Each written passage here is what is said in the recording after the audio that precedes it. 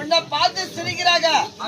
உன்னை சிரிக்கல, உன்னை பார்த்து உன் தலையழகா, உன் நெத்தழகா, உன் கண்ணழகா, உன் பல்லழகா, உன் சொல்லழகா பார்த்து எல்லாரும் ரசிக்கிறாங்க. வாயாமா குட்டி. ஆமா